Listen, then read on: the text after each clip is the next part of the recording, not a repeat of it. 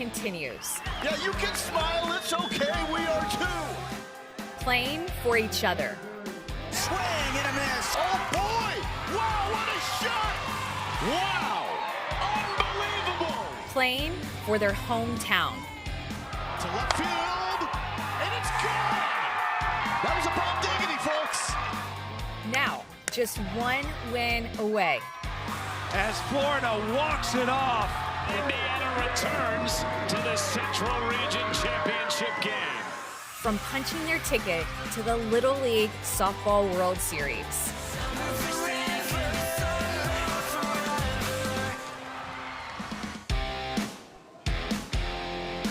The Giamatti Center in Bristol, Connecticut should be jumping this afternoon since the hometown Little League team has reached the semifinals of the New England region. Half the town will be here rooting for Connecticut and against Rhode Island. Welcome to the Little League Softball Regionals on ESPN, presented by Dick's Sporting Goods. For a spot in tomorrow's regional championship game, it's Cranston Western Little League from Rhode Island against the Connecticut State champs from right here in Bristol. Now, this afternoon's loser will have a very quick turnaround. They will meet Maine at 3:30 today in an elimination game. The winner will cruise on to tomorrow's championship game at noon. And welcome, everybody, alongside former Florida State All-American Alex Powers. I'm Doug Sherman. Glad you're with us here today for this game that features a couple of teams that, because the way the bracket has broken and the way the weather has been, they've had a lot of time on their hands this week. They should be feeling really good. A lot of time to rest, spend some quality time together as a team, and not only that, spend time with other teams too, which is one of the aspects that makes Little League Softball so special. Well, let's give you a sense of how they got here. Both sides have played just a single game, so the highlights won't take you that long, starting with Rhode Island with a big fourth inning against Vermont. Oh, this was huge. The biggest we've seen so far in this New England Regional. 15 runs pushed across thanks to some timely hits by Hayden Sierra, Brooke Dolan, Nina Graziano. Really good stuff from this Rhode Island offense. They were feeling hot. And they should feel hot. This is a talented team. The state champs defeated St. Albans, Vermont 15-0. Aubrey Riker is their pitching ace, although she will not be starting this afternoon's game. She is available out of the bullpen with an eye on the potential elimination game if necessary, or have her fresh for the championship game tomorrow. Meanwhile, for Connecticut, also having only played one game so far to get here to the semis, what did we see out of Connecticut earlier? A much different tale. A 4-1 win over Maine, a lot closer of a game for Connecticut, highlighted there by the nice triple with a couple RBIs from Avery Collins. Ava Lafergie was lights out in the circle, 12 strikeouts. She was rolling. Now, this is not Bristol's home field. That's about 4 miles from here, but make no mistake, they will have the home field advantage today, and they should be supported by a massive crowd that continues to come in. When we come back, first pitch between Rhode Island and Connecticut. The loser goes into the elimination bracket. The winner goes right to the championship. These two teams are each 2 wins away from getting to the World Series.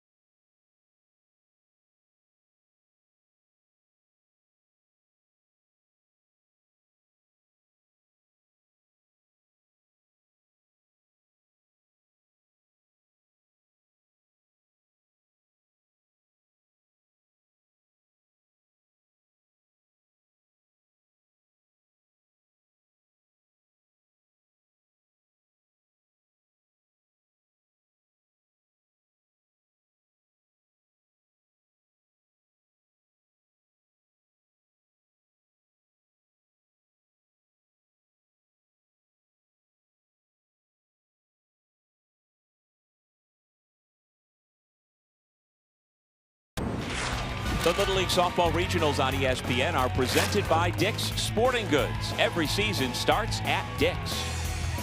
A capacity crowd on the first base side here in Bristol, Connecticut, because the hometown Little League softball team has made it to the semifinals. We began with 6 teams fighting for 1 spot in Greenville, North Carolina for the upcoming Little League Softball World Series. It's a modified double elimination format. Both these teams come in having not lost yet in the region. All rostered players bat in a continuous batting order. Now, Cranston, Rhode Island is not that far from here either. It's less than a 2-hour drive, so they are well represented as well, but there is no question about it. The folks from just outside of Providence are very much at a disadvantage when it comes to noise coming from their side of the diamond today, but they should be ready to go. The state champs from Cranston Western Little League. Here's the batting order for the visitors from Cranston. Hayden Serio sets the table at third base. Chloe Wittenberger bats second, followed by the manager's daughter, Emma Arrighi.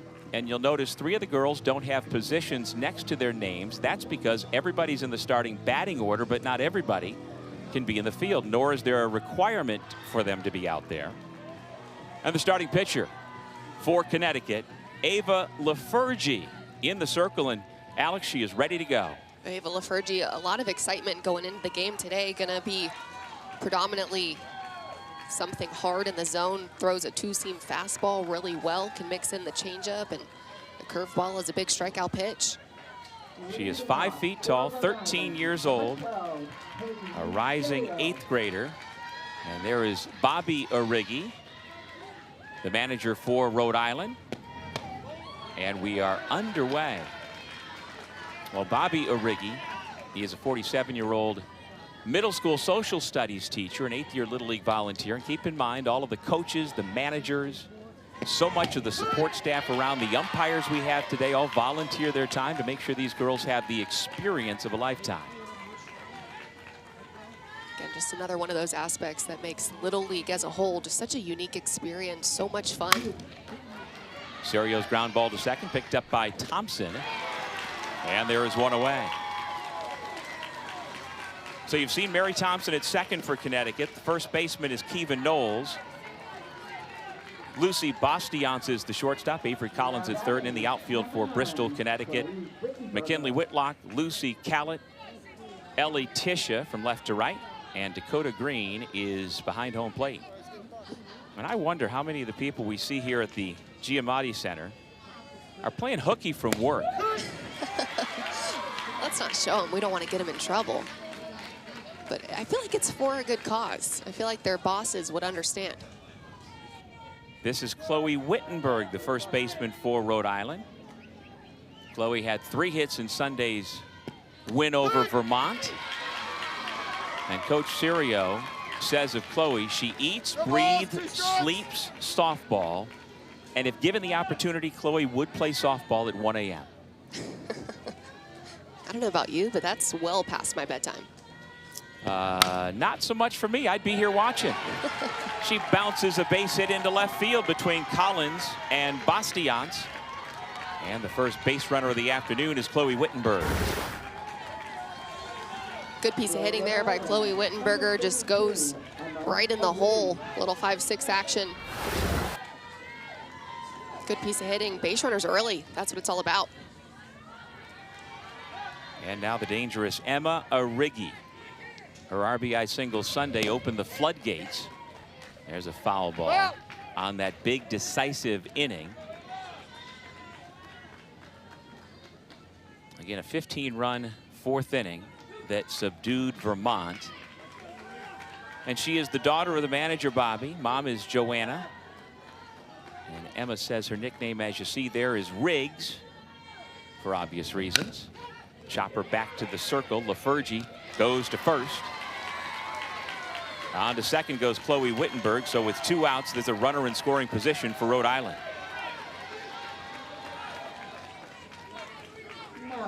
Good defense there, fielding her position as Ava Lafergie. A little PFP action, pitcher fielding practice. Never gets old. Well, Lafergie has found the zone early on. She had 7 straight strikes thrown until that one misses high. She's a rising 8th grader at Northeast Middle School right here in Bristol. Aubrey Riker. She is typically in the circle as the ace pitcher, but she is not positioned to start this game. She is essentially a designated hitter, batting cleanup.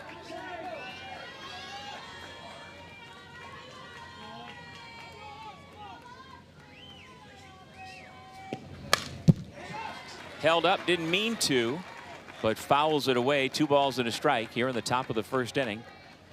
2 out, runner at second base. And there she is right from the start. T-ball on up, so cute. Oh, you gotta appreciate the journey and where it all started for so many of these athletes. Well, she did play baseball for 1 year, but Aubrey said, quote, I dominated, but didn't continue because the vibe just isn't the same with a bunch of boys. Oh, the vibes. It's all about the vibes. Can you blame her? Well, she is a talented softball player. And I could see her dominating the boys if given the opportunity, but she has drawn a 2-out walk. And that'll bring up Nina Graziano. Good patient at bat there, too. Now batting, number 22. Just to be patient in the box, work herself deep into a count. Aubrey Riker, a really good two-way player. Nina Graziano takes ball 1. Now she has overcome a knee injury that kept her out of both the state semifinals and the final back in Rhode Island. And a lot of her game relies on speed. Now she calls time, which is granted by the home plate umpire Kevin Southall.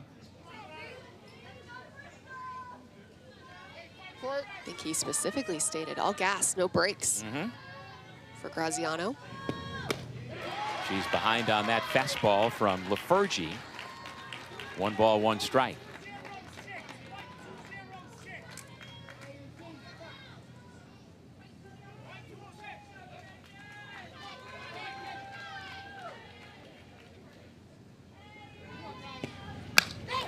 Lifted into shallow center. Callett comes in and can't make the catch. In comes Wittenberger, throw to third, and they're gonna get the runner for the out to end the inning, but the run did score before the out was recorded. So the visitors from Rhode Island strike first on the Graziano base hit. Graziano coming through clutch, putting this Rhode Island team on the board first. Connecticut looking to go back in offense, respond with a couple of hits.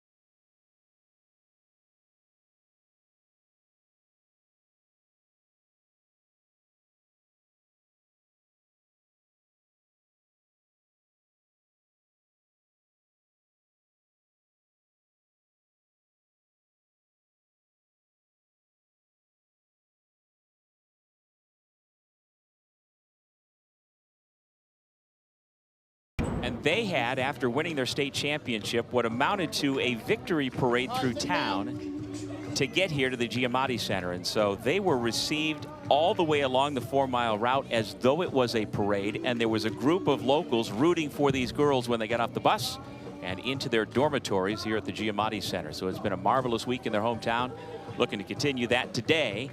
And their first licks in the bottom half of the first inning will be led by Lucy Bastiance, the starting shortstop, Kiva Knowles, Lucy Callett, Ava LaFergie, and on and on and on in this very talented Connecticut team. And they'll have to deal with number 52, Brooke Dolan for Rhode Island. Brooke Dolan getting the ball today. Favorite team, Savannah Bananas. Who doesn't like some good entertainment on the baseball field? But one of the things that Brooke Dolan is going to bring into this game is really just a 2-pitch mix. Going to be mostly fastball and a little changeup off speed, trying to keep hitters off balance.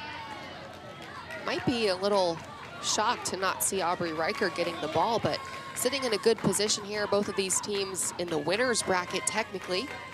They do have 2 opportunities essentially to lose to stay alive. So trying to change things up here, give Aubrey Riker a break in the circle. And Brooke Dolan is said to be the most improved player on this Rhode Island team this year, and she has pitched in big spots this summer for All-Stars. She pitched a huge game in the state tournament, helping CWLL to fight through the elimination bracket and win the state championship. And again, making this pitching decision to have Dolan start instead of Riker. Dolan issues the walk to Bastians. Mom is happy watching daughter take first base. This Rhode Island team has played only 4 innings in the 5 nights they've been here in Bristol, so they're rested. It's not about what has gone on before. Nobody should be fatigued. It's about looking forward to the rest of the afternoon and hopefully for them into tomorrow's championship game when they could be playing for a spot in the World Series. So with Bastians aboard, the batter is Kiva Knowles. You look at all these teams, a big part of it is the depth in the rosters, the ability to have several players that can come in key moments if they've got to get a job done. Knowles is caught out on strikes.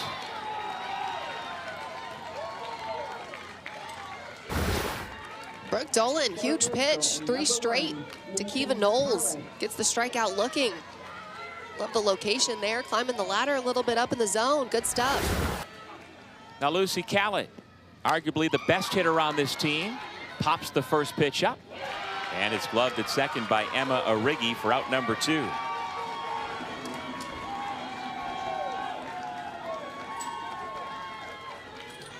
What a good response by this Rhode Island defense here, having her back with Brooke Dolan. And one of the things that manager Adam Whitlock had said was, we've got to limit the walks, and defense has to step up. So here's Ava Lafergie, and you know her favorite flavor of Gatorade. Don't tell me it's orange. It's orange. Oh my goodness. And she's not the only one. Only Others the on the second team. person. Oh man. Yes. That's crazy. These girls in the Gators orange and blue uniforms know what they're talking about. Tough chance and a nice job by Graziano to close ground in the right center gap to make the catch to end the first inning.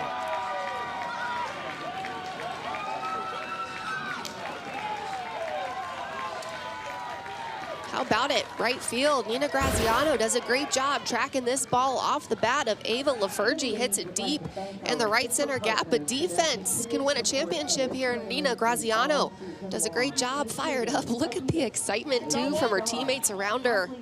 You gotta love it. Emma Origi having her back. Good stuff all around.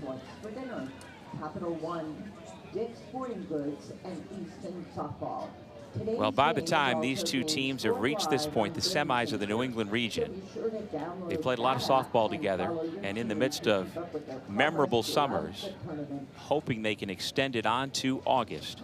The Little League Softball World Series begins in Greenville, North Carolina on August 2nd, and either one of these teams could make it. They're each just 2 wins away of getting to the promised land.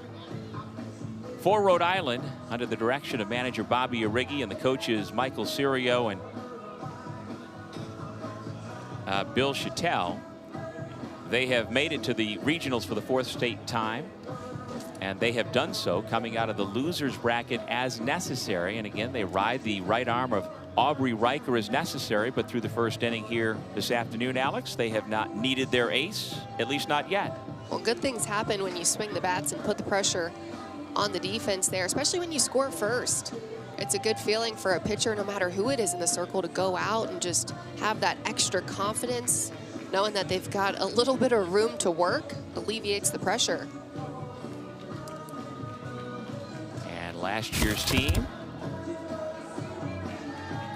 there's the 2024 New England champs from Cranston Western Little League. And as we've seen in both of the regions, the Mid-Atlantic region and the New England region, that play their tournaments simultaneously here in Bristol, One team after another leans into those who've come before, and a lot of the girls who have played at a high level before keep track of the girls who've come behind and come and root them on. And just being able to listen to a lot of these players on the field now talk about what makes you so excited, what made you want to even be a part of something like this. They flat out say, hey, I got to see the teams before me a couple of years ago, even last season, you know, what have you, have the opportunity to play on this stage, and watching them be able to go out there and seeing them succeed made me realize that, hey, I could do that too. What? Leading off the second, Alyssa Chattel fouls the first pitch from Ava Lafergie out of play. It'll be the 6, 7, 8 hitters, Chattel, Tavera, and Castillo, due up for Rhode Island.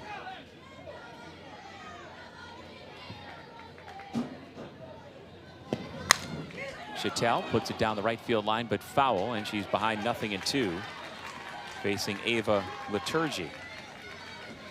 And you look at today's game this morning that we're lucky enough to call this afternoon's games and the slots there, tomorrow's championship. We should expect to see some really quality softball, not just here, but across the country on the championship days. It's the best time of the tournament. She chased a high pitch. Lafergie picks up her first strikeout of the game. Ava Lafergie feeling good, climbing the ladder here, gets underneath this pitch nicely, goes well up and out of the zone. The big swing and the miss there of Alyssa Chattel. Good stuff by Lafergie. And now Mackenzie Tavera, who is apparently very, very happy to have her braces off. And anybody who's worn braces, you know that's a big milestone. I was just going to say, did you have braces? I did not. Oh, man. You're one of the few, I feel like. Yeah, It is the best feeling. Your mouth just feels like chaotic when they come off. She is apparently a young lady who is always in a good mood regardless of braces or not, but I'm guessing she's quicker to show that smile. Isn't everybody? It's like, show me those pearly whites. And there is Mackenzie. I don't know that meme, side-eyeing Chloe. Do you know that one? You know what? I don't, but these girls teach me things all the times. This is that true. I have no idea. This is true. Now I count on you as the younger one. Younger by a lot to know what these girls have going on in their minds. Well, I'm over here wondering if the side eye maybe is a joke between her and her teammate, Chloe. I don't know. Okay. Could be. Maybe it's an inside joke that we're not supposed to know about. We're not privy. All right.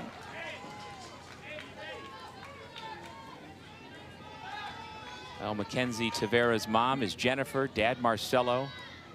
She most admires her 17-year-old sister, Michaela. And she is down on strikes. Back-to-back Ks to begin the second inning for Ava Lafergie. Now batting for Rhode Island, number 2, Mila Castillo. And we welcome those of you watching on ESPN to Bristol, Connecticut, here at the Giamatti Center. Our first of 2 semifinals today in the New England region between Rhode Island from the Cranston Western Little League and the Bristol Little League here in Connecticut. And yes, we are in Bristol, Connecticut, and therefore we have a huge crowd rooting for the hometown girls, who are trailing right now as we start the top half of the second inning. Rhode Island pushed across the run in the top of the first on an RBI single by Nina Graziano. There are now 2 outs and nobody on in the top of the second. Alongside Alex Powers, the former Florida State All-American, I'm Doug Sherman. What are we expecting out of both of these sides here today, Alex? Just grittiness back and forth, competitiveness, good defense is going to be key, and aggressive at bats. Mila Castillo pops out to the pitcher, and that ends the top of the second inning. Each of these teams just 2 wins away from going to the Little League Softball World Series.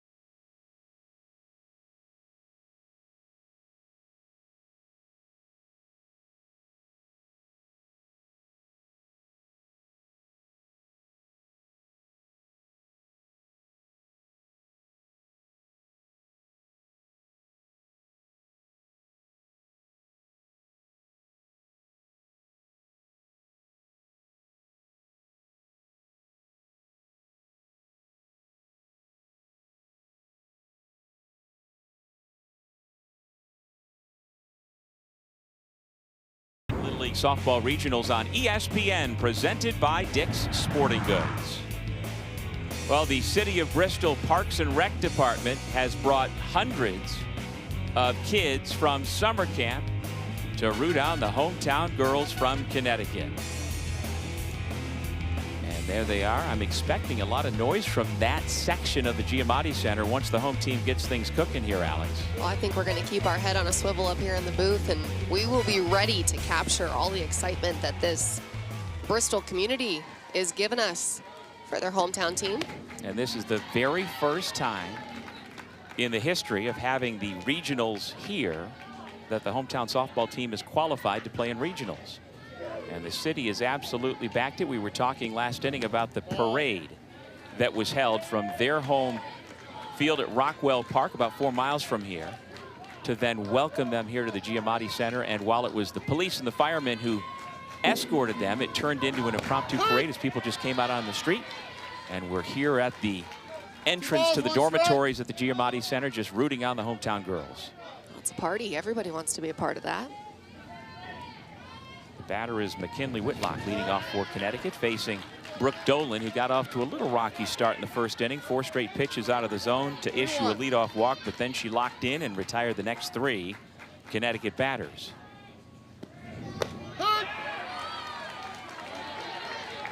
Whitlock shrugs her shoulders and looks down at her father, the manager and third base coach, Adam Whitlock, and says, "I'm not sure." Payoff pitch. Ball 4. Well, again, this was not officially supposed to be a parade. It was just being escorted from one side of town to the other. But more and more people heard about it. And while every other team arrived here at the Giamatti Center and quietly walked into the dorms, not so much for Bristol. Yeah, everybody's hooting and hollering. So much fun, too, for these athletes. The support, the camaraderie, everybody coming together. It's got to feel good to have an opportunity to play on this stage. Who wouldn't be excited? And this is apparently a very mature group of girls. Calm, emotional, they have handled everything. As Avery Collins pops out. That being behind 1-0 in the early going is not going to faze these girls. And again, it's not an elimination game. The loser of this game will have a quick turnaround to play Maine later this afternoon. And there's our colleague at ESPN. Yes, we are in the home of the worldwide leader in sports, Bristol, Connecticut. And it's no surprise then that the manager, Adam Whitlock, is employed as we are by ESPN. He's been working there for 26 years. Now 48 years old, he's the senior director of ESPN Remote Traffic Operations and a 14th-year Little League volunteer. ESPN would have to grant him some good PTO for something like this. Right, Doug? Absolutely. Well, he said he was trying to encourage as many of his coworkers, perhaps discreetly. You got to watch today. If you can come on out. He's mic'd up. Let's take a listen. Every state championship game you played in. Let's do it.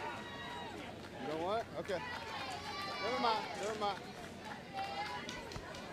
Good job letting me know. We appreciate both the managers in our game here today, wearing a microphone that we will occasionally be able to eavesdrop. What? So Adam Whitlock, the manager for Connecticut, and Bobby Origi, also the third base coach and manager for Rhode Island.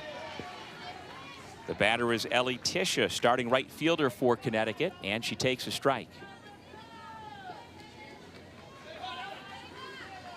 The runner at second, McKinley Whitlock, drew a walk. The runner at first, Mary Thompson, was hit by a pitch. Brooke Dolan misses up. 1 ball and 1 strike. Well, I counted on this 12-girl roster for Connecticut, I believe 4 different middle schools here in the area that they attend. And their bond is softball during the summertime. Ellie is a student at Northeast Middle School, where she also plays the clarinet. And so far, her biggest hit was a 2-run double against arch rival Milford in the state tournament. She could come up with a bigger one right here. A base hit could tie the game. An extra base hit could give Bristol the lead. We've talked so much about these athletes' talents, not just on the field, but off the field too. Musicians, artists, Some play other sports really competitively. And we should point out that Mila Castillo is the rare left-handed catcher for this Rhode Island team. Did you ever see that? Actually, we did. Yeah, I played with a left-handed catcher in college. But definitely not very common. The bases are loaded. A walk, a hit batsman, and another walk has Bristol set up.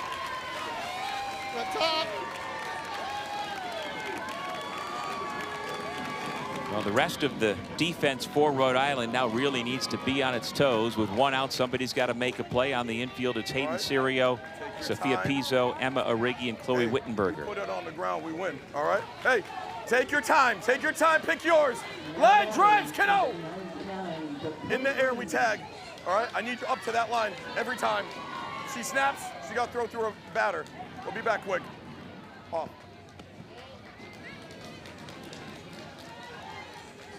In the outfield for Rhode Island, Melania Morrison left, Alyssa Chattel in center, Nia Graziano in right.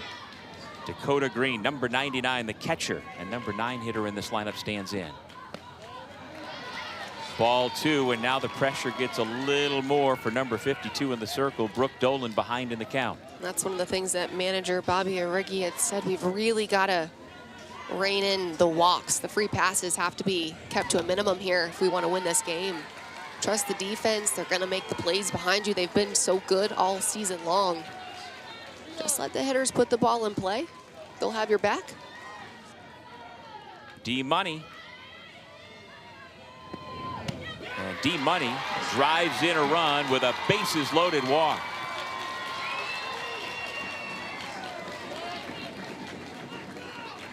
Bristol, Connecticut manufactures its first run without benefit of a base hit.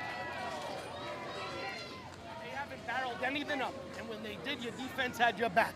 I know it's hard, I know it's loud. Listen, you got to zone it out, make them earn it.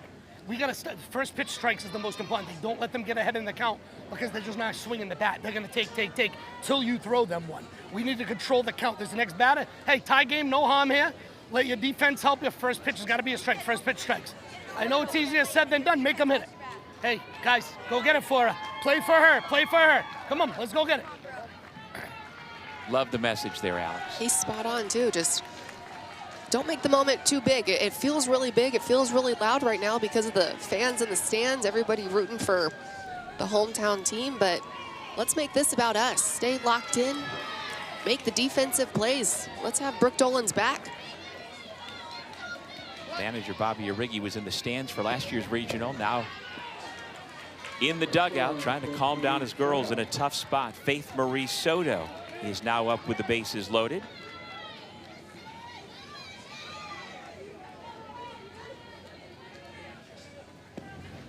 Soto takes inside, 2-0. That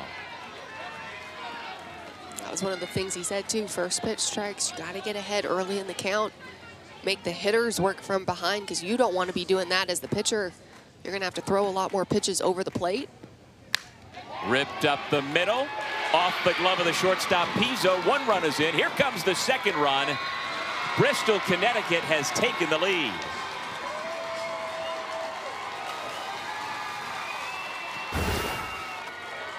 Faith Marie Soto hits this pitch right back up the middle. Good job there, keeping her hands inside it, driving it right back where it came from. Good effort at shortstop by Sophia Pizzo.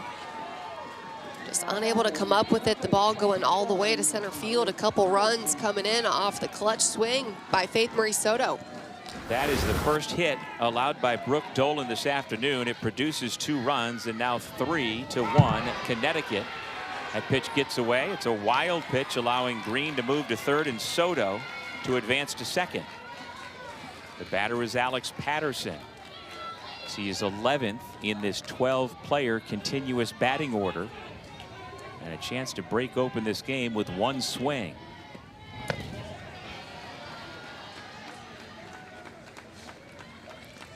And just trying to control the crazy right now. If you're Rhode Island out there, limit the mistakes, step up big defensively. Right now with a ground ball to the infield, just got to look her back at third, fire to first. Try to keep any runs from coming across. Bouncing ball right side. Another run scores on the ground out. Throw to third, gets away. Another run could happen. Here comes Soto, and she scores standing up. 5-1 Connecticut.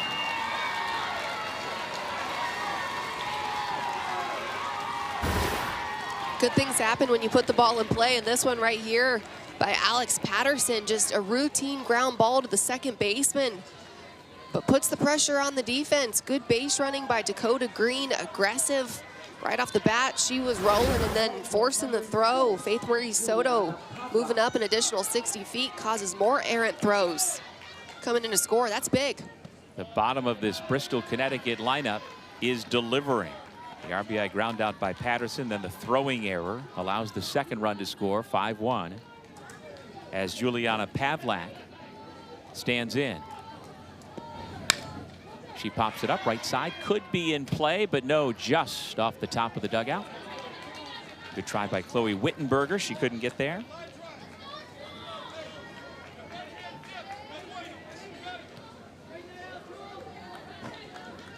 So far, 5 runs on just 1 hit.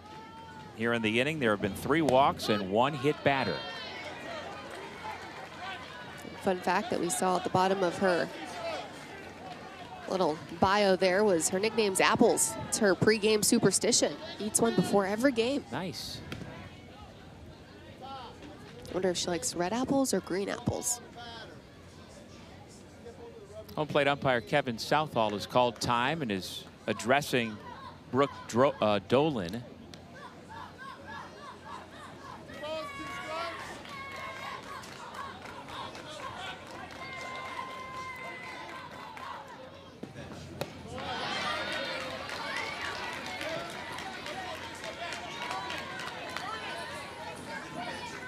So it was an illegal pitch thrown by Brooke Dolan. And she's able to get called strike 3 to get out of the inning. But Bristol, Connecticut puts 5 big runs on the board as we head to the 3rd.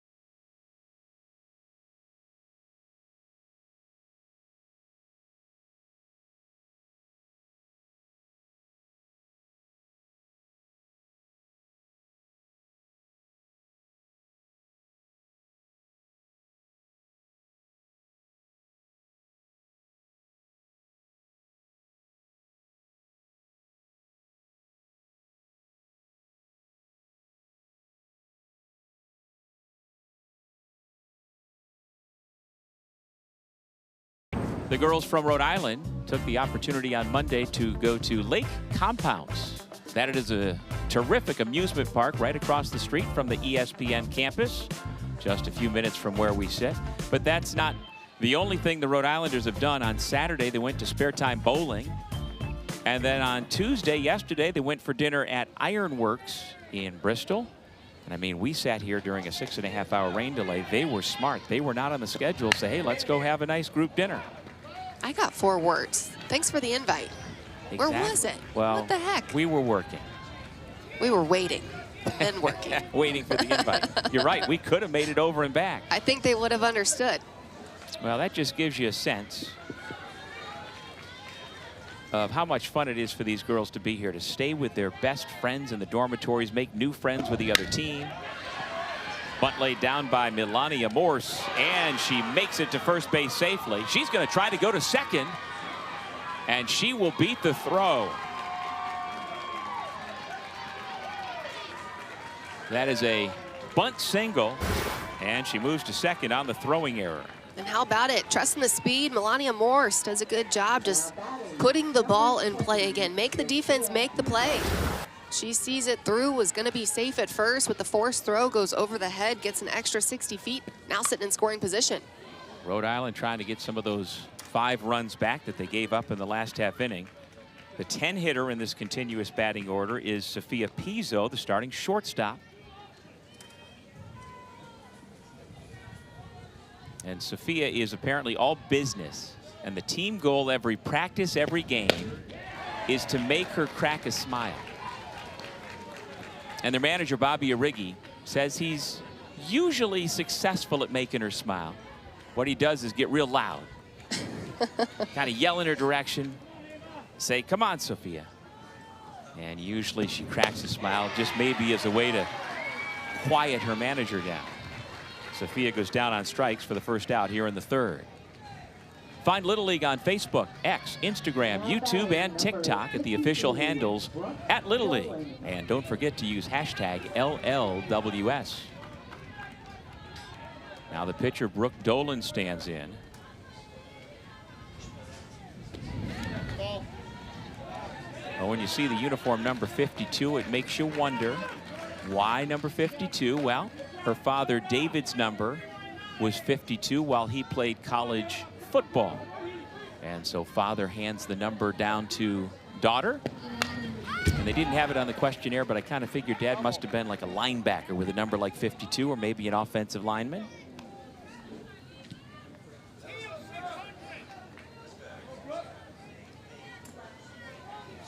Well, does he look like a linebacker to you? Definitely looks like a football player. No question about it. His daughter has a healthy cut, but falls behind 1-2. 1 ball, 2 strikes. Well, again, Brooke pitched a huge game in states to help Cranston Western advance out of the elimination bracket to win the Rhode Island State Championship, to make another return trip here. And this is a team that has 4 returners from last year's Bristol team. Chloe, Emma, Nina, and Mackenzie all know the ropes here at the Giamatti Center.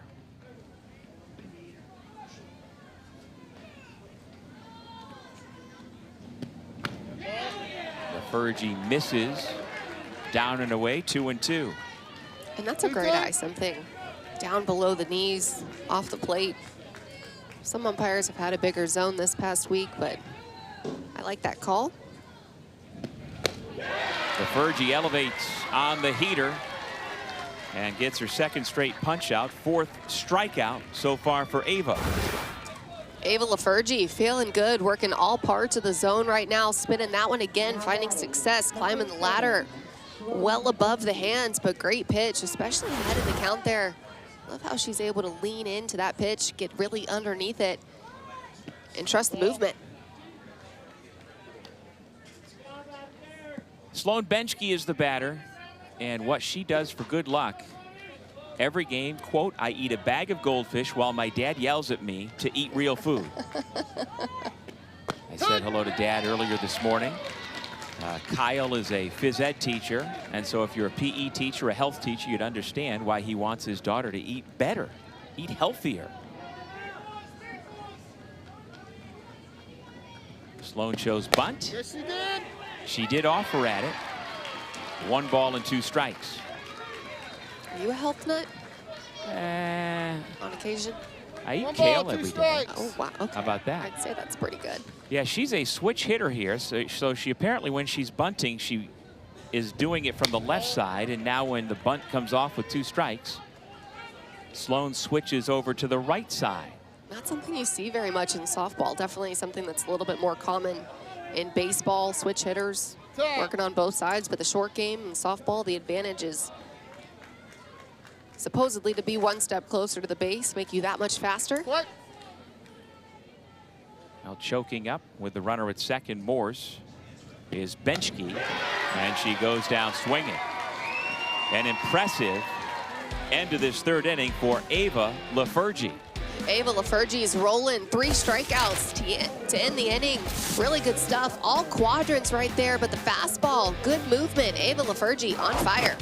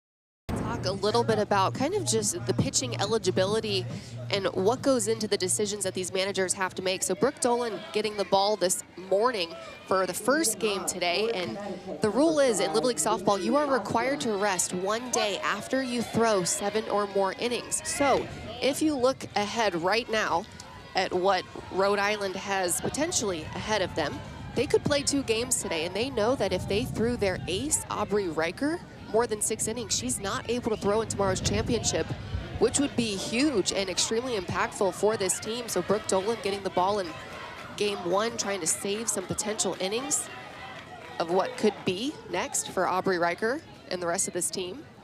A lot to consider when the schedule changes and weather impacts what these teams can do. An unfortunate situation, of course, out of everybody's control.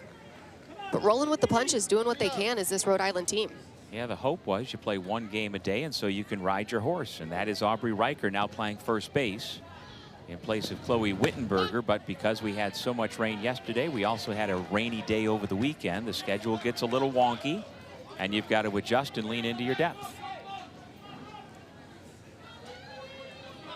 So Brooke Dolan, who has had some big performances in the circle this summer, induces the ground ball from Lucy Bastians. And there's 1 away. Here's a look at the bracket. Maine awaits the loser of our game, and they'll play here on ESPN at 3:30 Eastern time. And the winner of that 3:30 game will go on to face the winner of this game in tomorrow's championship, which is scheduled for noon on ESPN. Kiva Knowles, a drive to center, but Chattel able to make the grab, and 2 away quickly.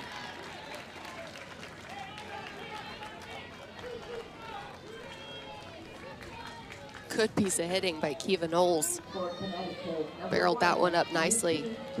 And again, this is a lot of schedule changes that we've had the last couple of days. This game was supposed to be played yesterday, but unfortunately got pushed to today.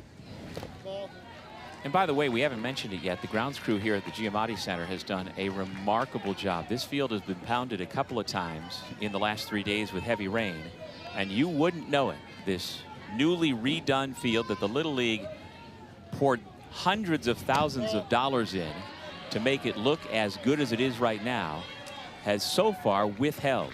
They've done a good job getting the tarp out in advance of knowing the rain was coming, watching the radar. Sometimes that's easier than others, and so the dirt portion of the field has been very well protected as well thanks to the tarp. 3 out. The batter is Lucy Khaled, who popped up her first time. She's the number 3 hitter in this potent Connecticut lineup. And she looks at strike 1, taking all the way.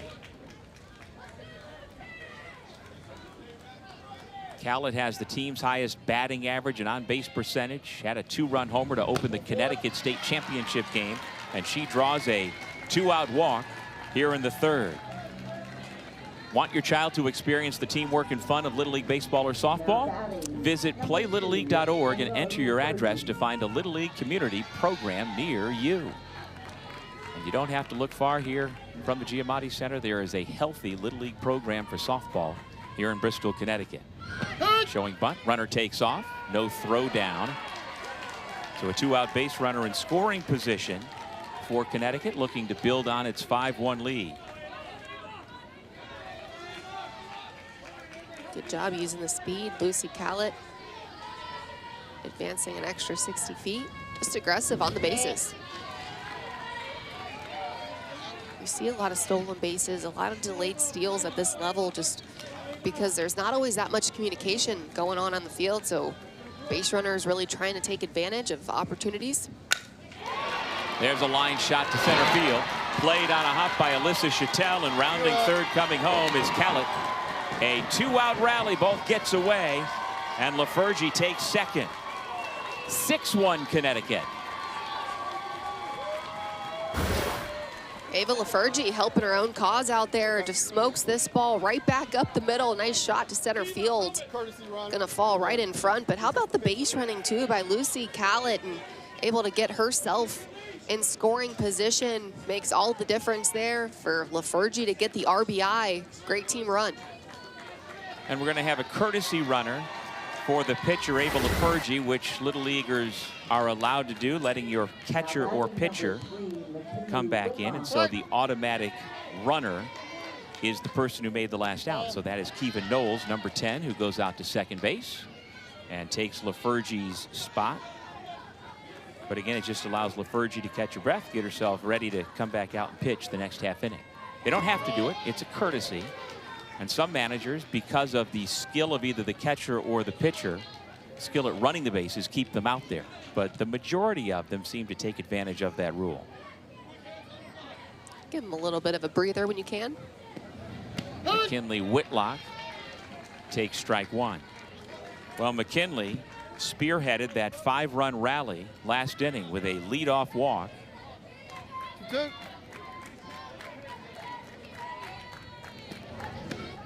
Out in front of the off-speed pitch. It's 2-2.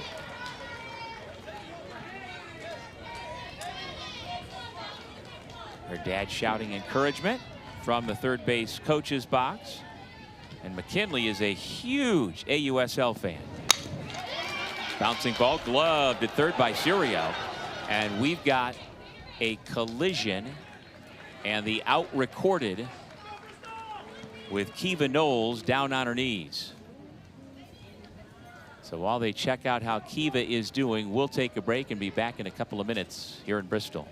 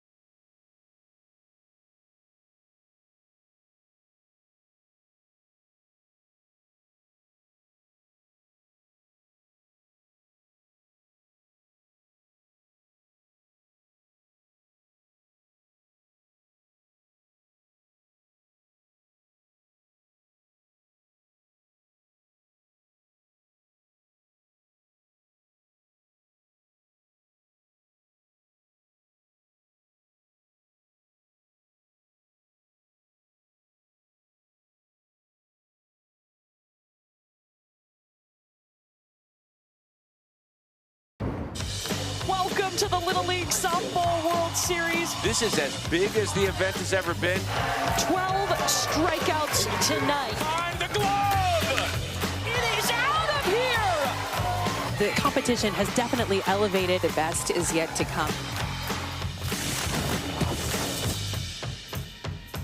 We're headed to Stallings Stadium in Greenville. That's been the home of the Little League Softball World Series since 2021. The action, as you saw, begins Sunday, August 2nd. The championship game will be August 9th at 3 o'clock. That's Sunday on ABC. And the two teams we have here in this New England region, Rhode Island and Connecticut, just 2 wins away from getting there. This is a non-elimination first semifinal. The winner will advance to tomorrow's championship game. The loser in this double elimination format will get another chance later this afternoon against Maine. During that commercial break, in case you were wondering, right as we went to break, after the collision between second and third base, Kiva Knowles was able to get up and walk off the field under her own power. And she is back at first base, as you see, ready to play for Bristol. You know, the team nickname, we don't use nicknames so much at this level of softball, but this team's nickname is the Gators, which started a few years ago. And so the manager, Adam Whitlock, has leaned into the Florida Gators script lettering and the orange and blue, the same shades of orange and blue that the Gators use. Very sharp. And now I'm gotta think that my partner, who is a Seminole, is not really fond of the look of these Bristol girls right now. You know what, Doug? I feel like if I said anything negative, that would just make me a hater, and that's not who I am. I am a lover, not a fighter, and I'm good with it. If it makes them happy, I'm happy. You've said nothing good about the color orange all week. I don't have, yeah, you're right. But so it's all about Garnet, you know, when a push comes to shove with you. All I'm saying is ESPN didn't send us orange polos, did they? Nice job by Mary Thompson to get down to her knees and record that out. Second baseman with a terrific play. But the first out here in the inning. Great defense. One thing the Gators do well is field some balls on the infield. Really good stuff. Just giving her body, sacrificing what she can. Mary Thompson coming up with a big play. So Hayden Serio retired for the second time on a grounder to second base, and Chloe Wittenberg, who has scored the only run so far for Rhode Island, after calling time, gets settled in the box. Two-hopper taken at third by Avery Collins, and quickly Ava LaFergie has 2 outs. Well, the whole idea is to get to Greenville for the Little League Softball World Series, and here are some of the championship finals. The Central later today, following us at 1:45. New England on Thursday, Northwest Thursday. Later on in the afternoon Thursday, we continue with these teams punching their tickets from the Mid-Atlantic. That'll be played here in Bristol, and then the West region will cap things off. And before you know it, hopefully if the weather cooperates by late Thursday night, these girls will know if they are or not headed to the World Series. So much fun. Best time of the week with everything going on. We did have a ticket punched earlier today, and that first game on ESPN at 10 a.m. and that Southeast Regional was the championship game, and Team Florida punched their ticket to the Little League World Series. Congratulations to the Floridians. It's a great state. Oh, you don't say. I'm not biased, but you know, it is a really great state. Lake Mary Little League did a great job there. Well, their summer of great memories will continue. That's the best part of it. Now, you hope your family doesn't have family vacation plans for August, because those can be problematic for these girls. Mom and Dad make so much effort, spend so much time and money to accommodate the travel through the different regions of the postseason. But once you get to this point, my gosh, if you've already done this for 2 months, you gotta go. You gotta go. You gotta go. I'm sorry, vacation's gotta take a back seat to an opportunity like that. Hopefully you got refundable airline tickets. Well, this is so much fun to be a part of. Emma Arrighi is the batter with no one on and 2 out. And that retires the side. Ava LaFergie, cool, calm, and collected from start to finish most days. Ava LaFergie still feeling good. She's spinning it well. That one on the outside corner, good stuff from LaFergie, looking to go swing the bats.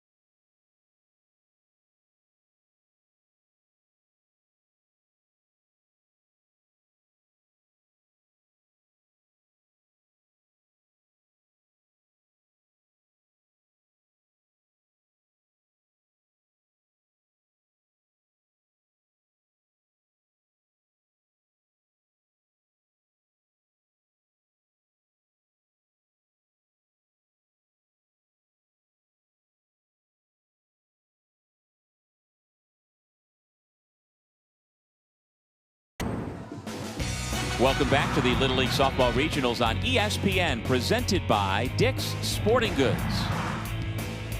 Here at the Giamatti Little League Center in Bristol, Connecticut, with Alex Powers. I'm Doug Sherman. In this game for a spot in tomorrow's regional championship, this is the New England region. And no surprise, those in orange and blue outnumber those from Rhode Island because the hometown team is playing here, not on their home field, but the girls from Bristol, Connecticut, taking advantage of a beautiful day and a big hometown crowd. And their 5-run rally in the bottom of the second inning is the difference so far. Fans out there having a great time in the stands. Rumor has it that Doug was dancing with the fans between innings. Doug who? You, Doug. You ran out there, came back, showing them all the moves. Don't believe all the rumors you hear, Alex. Avery Collins, 0-0, will pop back to the pitcher. Her first time up, leads things off in the bottom half of the 4th inning. Rhode Island defensively is now back to their original alignment. And so Chloe Wittenberger returns to first, and Aubrey Riker is back in the dugout. And the managers, at their discretion, can do that as many times and as often as they want. Line drive, base hit to center. Down to one knee, Alyssa Chattel to hold Avery Collins to a leadoff single. Avery Collins does a great job here, just hitting this changeup kind of left up in the zone. Takes advantage of the off speed over the middle of the plate, gets the barrel extended nicely. Good piece of hitting to get something started here for Connecticut. And the batter is Mets fan Mary Thompson, so she's comfortable in this shade of orange and blue. She's been down to Citi Field before to watch her beloved Mets, and she's also a big UConn basketball fan, which obviously is very common in these parts, both the men's and women's teams. Says her favorite celebrity is men's head coach Dan Hurley, and her favorite athlete is the homegrown UConn Husky, Donovan Clingan, who has gotten his NBA career off to a very solid start.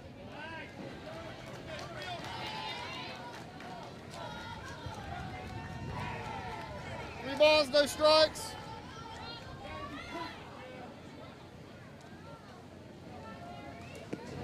Well, first time through the order for Connecticut, they did most of their damage from the bottom of the order, which we are at now. Collins, who's at first, is the 6-hole hitter.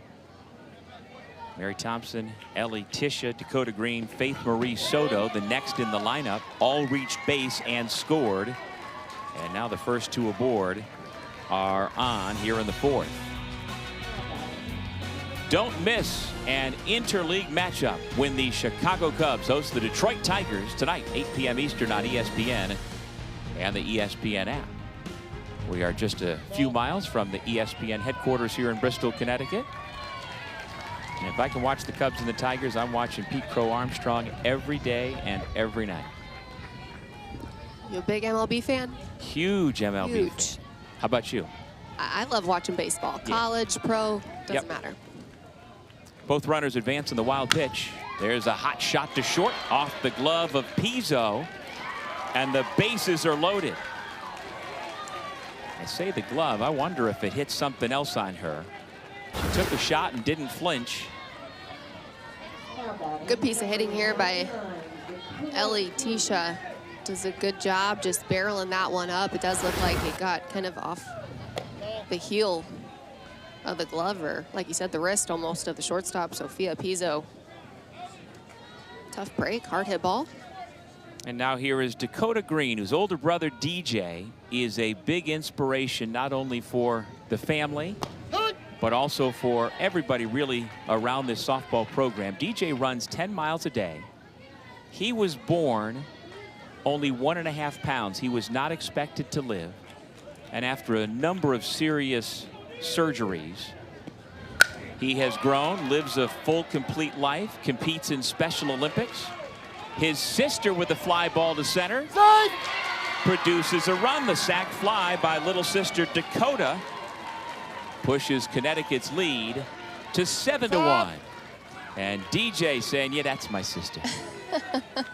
Pounding some French fries. It's my kind of dude. right there, but loving it up. And that's one of the things too, it made manager Adam Whitlock so emotional just talking about it. He literally was crying while telling us the stories and how impactful the family's story is on just a lot of them, whether it's from an adult perspective, a lot of the kids too, and how much they mean to them. Another base hit for Soto, her second of the day. That'll bring in a run. She's now got 3 ribbies and takes second on the throw to the plate.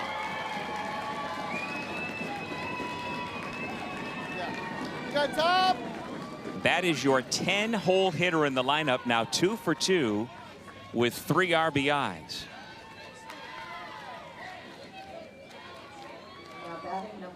How about it? Your first 5 hitters in the lineup have combined for 1 hit. The remainder have gone for the rest of this lineup. The bottom half of the order getting the job done, swinging some really hot sticks. And since we are in the bottom of the 4th inning, there's a line drive the other way, just foul that would have scored 2. The run rule is in effect in Little League softball. So if here in the bottom of the 4th inning, Connecticut extends its lead to 10, so if they get 3 more runs, the game will be over. Connecticut will advance to tomorrow's championship game of the region, and Rhode Island will have the quick turnaround for a 3:30 first pitch against Maine, facing potential elimination.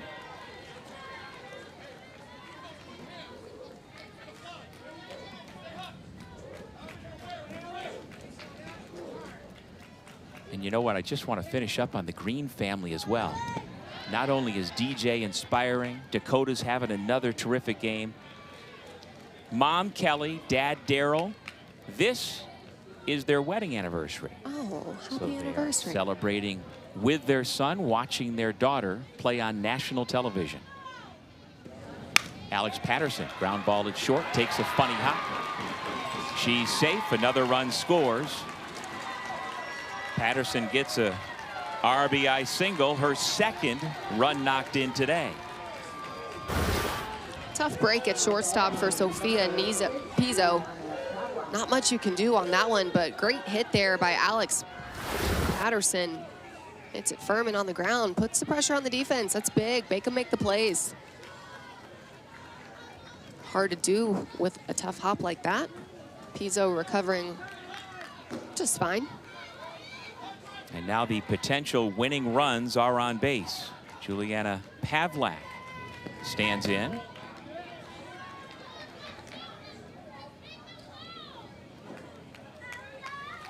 Well, Pavlak just a touch under 5 feet tall. She's 13 years old, 4'11 and a half. She is homeschooled. Most looks up to her dad, Gary. And her favorite big leaguers all time, Derek Jeter and Shohei Ohtani. I'd say that's a pretty good lineup right there. A couple of Hall of Famers. I know. Back to Dakota Green too. Did you see who her favorite MLB player was? I did not. Buster Posey. Ah, one catcher loving another. What a catch made by Arrighi. She came a long way from her position at second base to grab that second out. Great defense right there by Emma Arrighi. Laying out, knowing that that's a big one. Trying to keep this lead to a minimum here. Get themselves back swinging the bats. Good defense like that helps. Popped up right side, another chance for Arrighi. This one a little easier. And Brooke Dolan gets out of the inning, but not until Connecticut puts 3 more on the board to take a 9-1 lead to the 5th.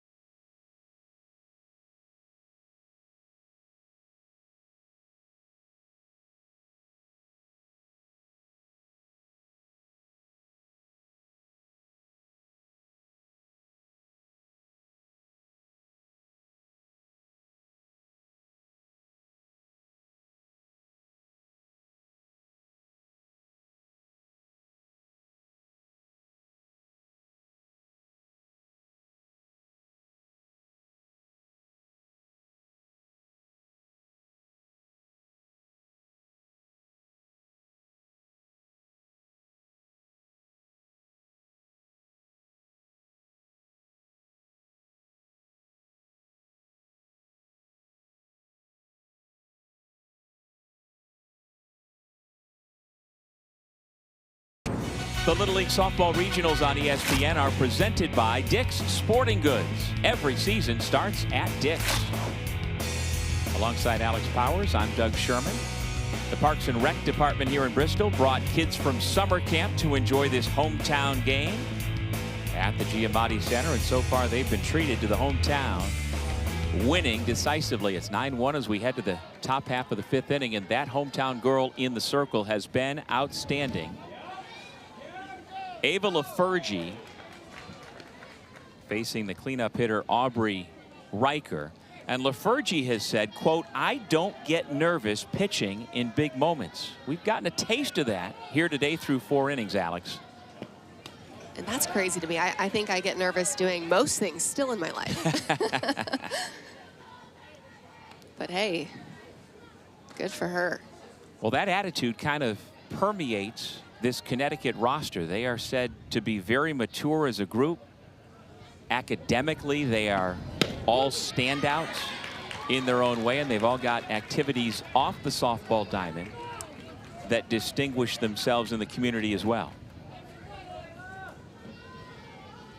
That's what it's all about too, just the involvement. However you can do it, whether it's through sports, through community service, whatever it takes. Aubrey Riker hits that foul. It's 2-1. And how cool too for the camp to be out here watching these players, because you never know how many girls and boys might go home today and say, hey, I want to try to play baseball or softball, and what better place to start than Little League? Well, this group of Connecticut girls has won 3 straight Connecticut state championships at various levels. And while this is the first time at the 12U level they have made it to this regional, the New England region in Bristol, the way they are set up in building this program, I would not be surprised to see them get back time and again. How do you rate those bubble braids? Oh, 10 out of 10. 10 out of 10. Her hair is fantastic. Wait, you don't have your bubble braids today. Well, I had to keep my hair down because I got to go to studio next, so I couldn't have all the hairspray in. All right. Don't have to get to go to studio. Exactly. Can you imagine them brushing my hair? That'd be 0 out of 10.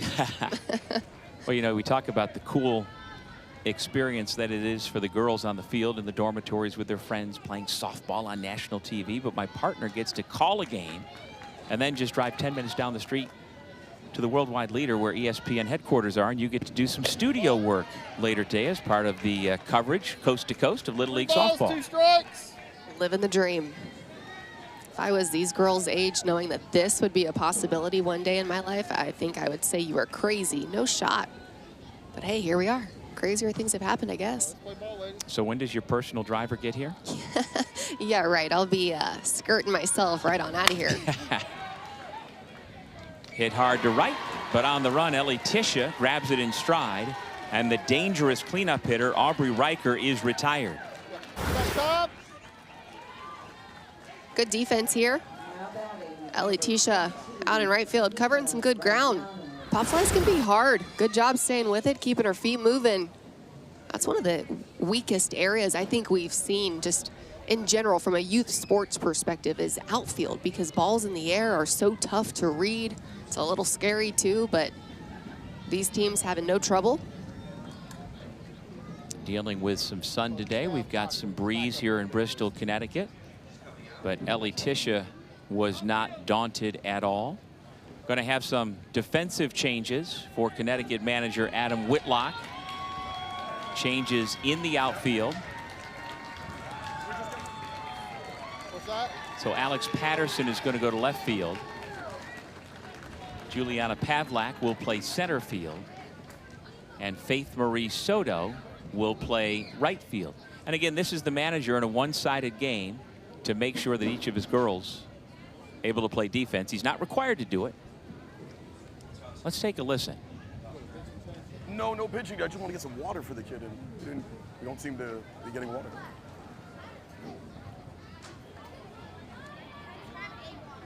Any water's fine, guys. Thank you. What do they say in the World Cup? Hydration break? Thank you.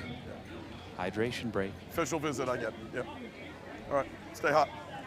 I think it's pretty valid. Let's play ball, ladies. No, we're good. Thank you, kids. Right now, just taking a second, getting everybody resituated, getting the outfielders some good experience. You never know when their number's going to be called, potentially later in games, and everybody's got to stay ready. And so with a fresh outfield, Ava Lafergie back at it in the circle, aggressively coming after Nina Graziano, who had an RBI single in the first that got Rhode Island on the board first, but they have been held scoreless ever since.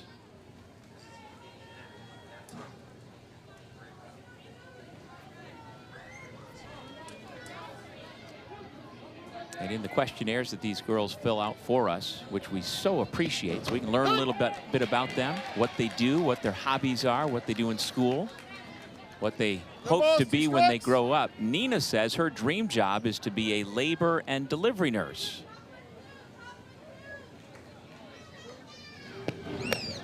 How cool is that? Just to have aspirations that big, to want to go in the medical field.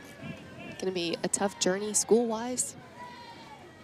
And you see she's putting together a good regional so far with a home run, 2 for 4 with the 3 ribbies, including the 1 in the first inning here today. And she comes from a big baseball softball family, as most of these girls do. Her great-grandfather, Vincent Graziano, played minor league baseball for the St. Louis Cardinals. And her uncle Paul played in the Little League Baseball World Series back in the 1970s. But Nina is called out on strikes.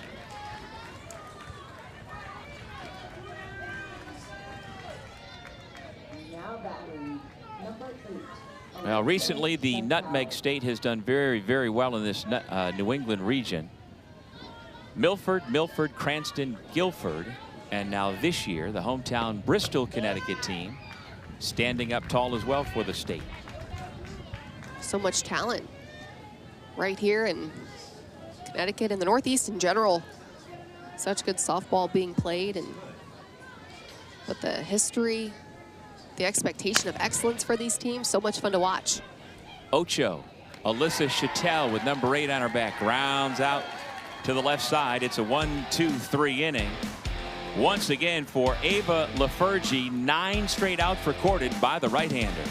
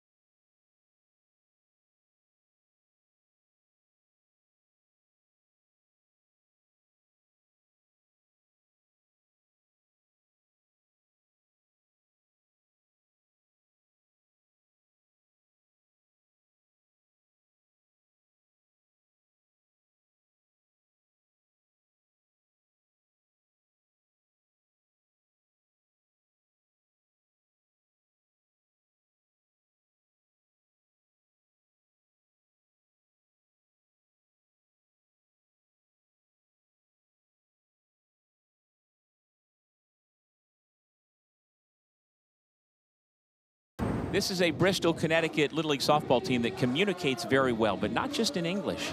In talking with their manager before today's ball game, Adam Whitlock let me in on a little secret. Now, he grew up in Northampton, Massachusetts, where there is a large Cambodian population, and he learned as a child their language, which is called Khmer. He has passed that down to his daughter, McKinley. I don't know that they are fluent, but they speak it well enough that when they're on the field and if an opponent is within earshot, they can get their messages across, not in English, but in Khmer. How cool is that? I did not have that on my bingo card today. Very cool. So unique, and Well, what a cool opportunity, too, just to have that kind of knowledge, to share it in the family. And I don't know how often that comes up, but it's just a very cool thing to have in your hip pocket. Now, he couldn't rave enough about the maturity of the girls and the way that they communicate both on the field and off. He just has a group of girls that in English or in Cambodian, they are very much in lockstep. And as we mentioned, he's one of our co-workers down the road at ESPN. He's been there for over 20 years. Kiva Knowles at the plate, and what he said about Kiva is that she has a presence about her. She goes to a local magnet school and says she's brilliant, has a huge future ahead of her. And whether she pursues softball down the road or stays in academia, she has got a bright future. Last time up, Kiva ripped a line drive to center. This time she pulls it foul. Still looking for her first hit today. And for Rhode Island, we've got a number of defensive changes. Tavera is now playing in left, Chattel at shortstop, Morse in center, and Riker is back at first as the umpires huddle out in the middle of the diamond, checking to see if there was interference. Did the swing of the bat hit the catcher's mitt? If so, that would be catcher's interference.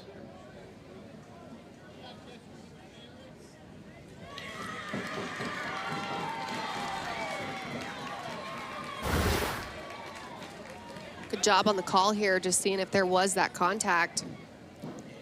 And there was on the follow through of the swing. This is one of those reviewable plays, however, not necessary on this one. Everybody feeling pretty confident on the call in the field. Just going to give the catcher right now, Mila Castillo, a second. Definitely hurts when you get hit in the hand like that.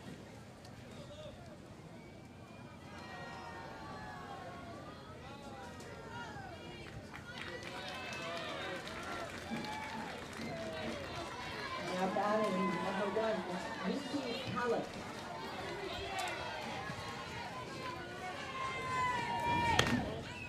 So it was called catcher's interference on the backswing. That goes as an E2 on the catcher. And Kiva Knowles takes her base. Lucy Callett, the 3-hole hitter, has walked and stolen a base, scored a run in the third.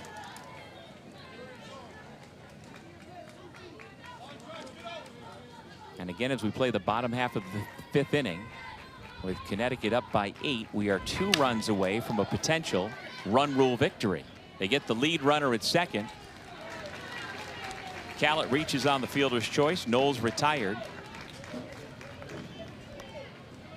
Hayden Serio and Emma Arrighi fielding their positions very well on the dirt. Good defense right there. Hayden Serio having a good day over at the hot corner, making it look easy. Ava Lafergie steps out of the way of the pitch from Brooke Dolan. Big part of this, too, is just making the routine plays, the importance of not allowing extra base runners on base.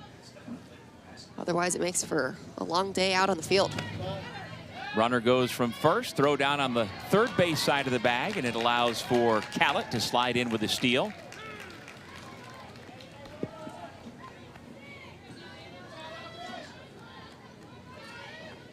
Good hustle by Lucy Callett.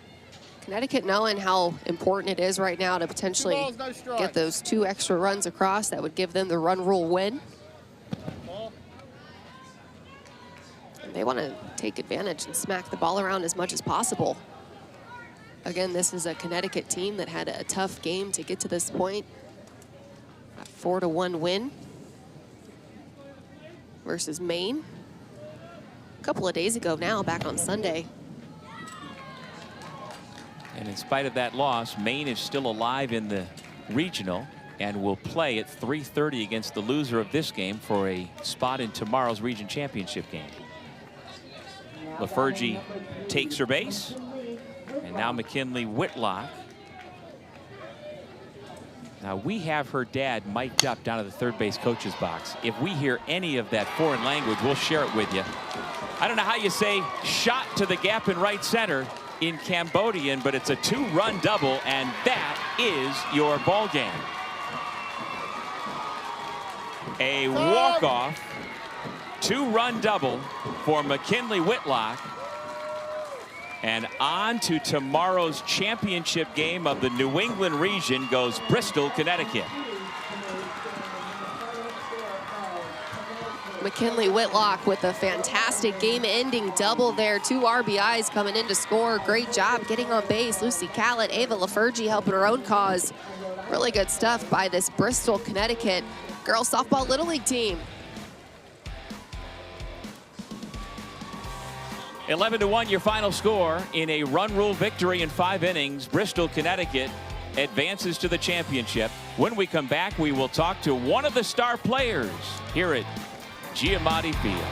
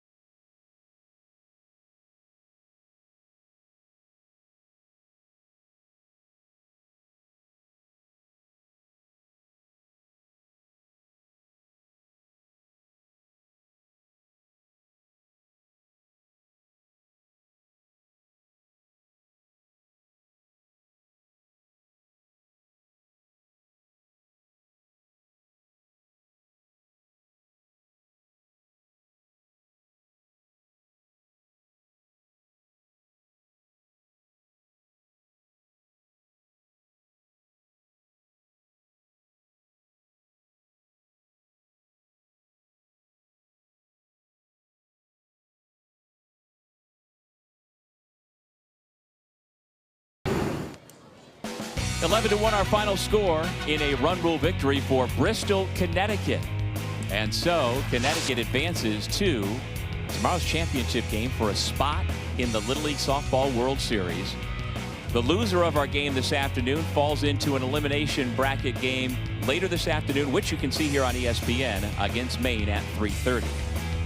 And we're joined now on the field by Ava LaFergie, the winning pitcher here today. First of all, congratulations, Ava. And I want to know, you said you don't get nervous when you are pitching in big games. How on earth are you not nervous today on national TV to be able to perform like you did?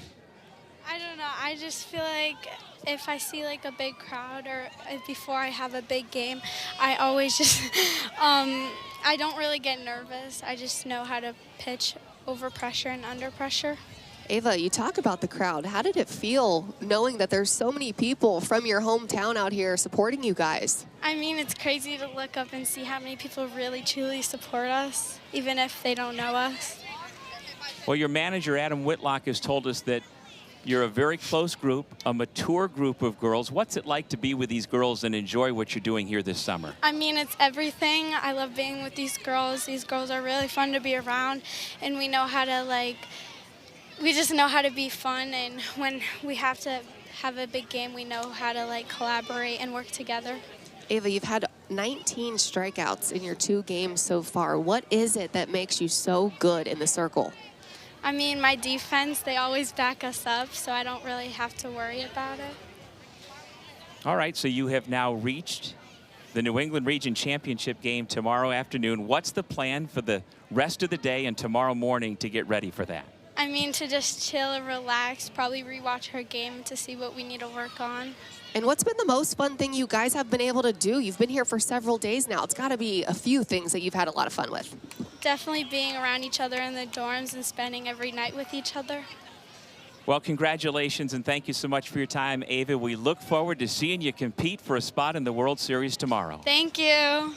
That's Ava Lafergie, who pitched her hometown Bristol, Connecticut softball team to tomorrow's regional championship game.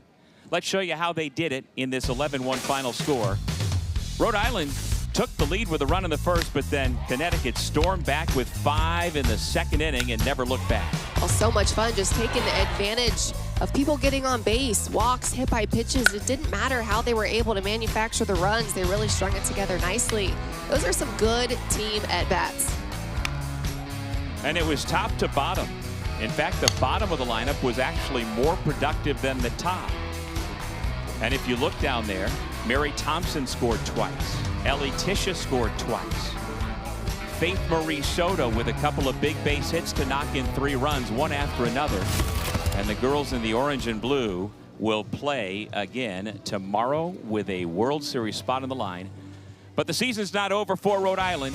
They have a quick turnaround for an elimination game against Maine, which you can see coming up here on ESPN at 3:30. And then we'll have the championship game for you here on ESPN noontime tomorrow here in Bristol, Connecticut, with another big crowd rooting for the hometown team. For Alex Powers, I'm Doug Sherman. Thanks for watching. For now, we will say so long from Bristol. We'll head to break, and when we come back, studio will take over with more Little League softball.